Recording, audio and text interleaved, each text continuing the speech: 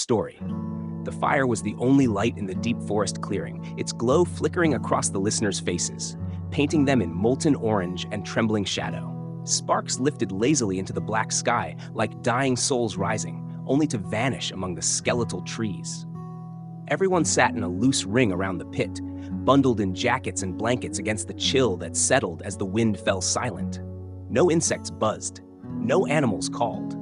Only the fire crackled, as if speaking in some lost tongue. The old storyteller leaned forward, poking at the glowing coals with a crooked branch. His eyes were twin embers themselves, reflecting the flames as he drew a long, shaking breath. "You want to hear something truly frightening?" he rasped. The group shifted. Some smiled nervously. A few just nodded. "Good," he said, "because this isn't just any ghost story. This is truth, or close enough. It happened here, maybe a few dozen years ago, or a few hundred.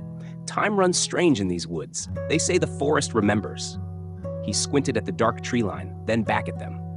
"They called it the Ashen Starfall." He paused, as if tasting the name on his tongue. "Some of you city kids think it sounds pretty. You like your Instagram shots of meteor showers. But there was nothing pretty about this one." He settled in, voice dropping low. On the night it fell, there was no moon. The sky was so black it felt like the world ended just past the tips of the trees. No wind, no sound. It was the kind of silence that presses on your chest and makes you think you'll never hear anything again. He stirred the fire. Ash plumed up, twisting in little devils of gray. They say the sky cracked open in green fire. A single star fell, slow, trailing a long, cold smoke that didn't fade. Instead, it drifted down and coated everything. The trees, the ground, even the lake. And where that star hit, the world changed. One of the listeners shuddered, glancing over their shoulder. The old man smiled humorlessly. "People from the nearby village went to see. They always do, don't they? Curiosity wins over good sense every time. At first, they found nothing but a crater filled with that cold green mist. It hissed when it touched anything warm. Animals dead all around, frozen in twisted shapes. Birds dropped from the sky, feathers white with frost." He let that sink in. The next day, the village children went missing. A log cracked in the fire, sending up a flare of sparks. They found the kids wandering out of the woods later, quiet, empty-eyed, covered in that gray-green ash. When the healer tried to wash it off, their skin came with it. And underneath, just more ash, layer after layer. Nothing human left. The circle went silent, save for the popping fire. It didn't stop there. The soil turned black. Crops died. The animals fled. Those who stayed in the village said they heard voices at night, whispers calling them by name. If you listened too long, you'd get up and leave your house, walking straight into the woods. They'd find your clothes in a neat pile beside a tree, your boots still standing upright. But you? Gone. He sighed. Eventually, they burned the village, salted the ground, built a fence to keep people out. But fences don't work on whispers. The land was tainted. That ash was in everything. It spread slow, like a sickness in the roots. Even the wind avoided it. They tried to cut the trees, but the wood bled black sap that burned the hands of the lumberjacks. He gestured at the fire. They say that's why no one builds here anymore, why there's no phone signal, why maps just show blank green. The forest took it back, but that crater is still there.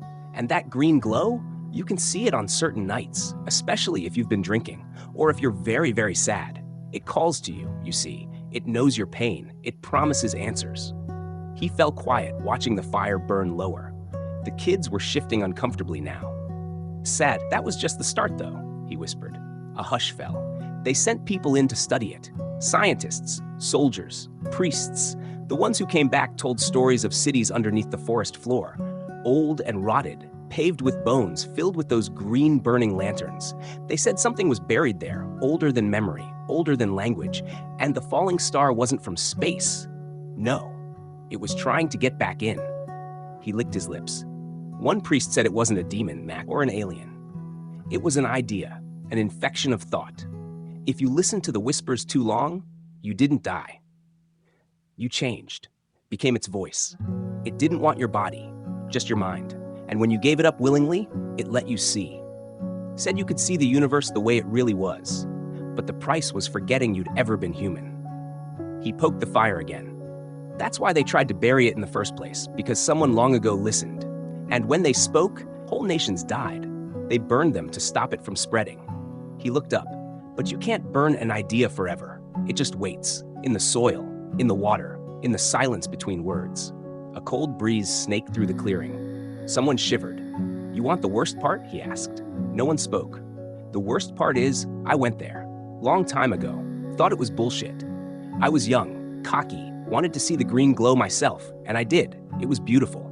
Like seeing all the pain in the world at once and thinking it was art. I don't remember walking back. I don't remember leaving. I just remember the voice telling me it was okay, that I could go home for now, that it would wait." He smiled. It wasn't a happy smile. And I know it's still there. I hear it sometimes. When the world goes quiet, when I sit by a fire telling this story, I feel it watching. And sometimes it laughs, because it knows you're listening too. He let the words fade. For a long time, no one spoke. Then one of the kids tried to laugh. It came out shaky. "That's just a story, right?" The old man didn't answer immediately. He tossed the crooked branch onto the dying coals. It flared once, then settled into embers. "Sure," he said finally. "Just a story." He stood up, brushing ash from his hands. "But if you hear whispers tonight, don't follow them. And if you see green fire in the woods, run." He walked off into the darkness without another word, leaving the fire hissing in the cold night air. The circle sat in silence, listening, hearing, or imagining the faintest susurration among the trees, a voice, calling, promising, and somewhere far off in the black woods, something glowed green. The end.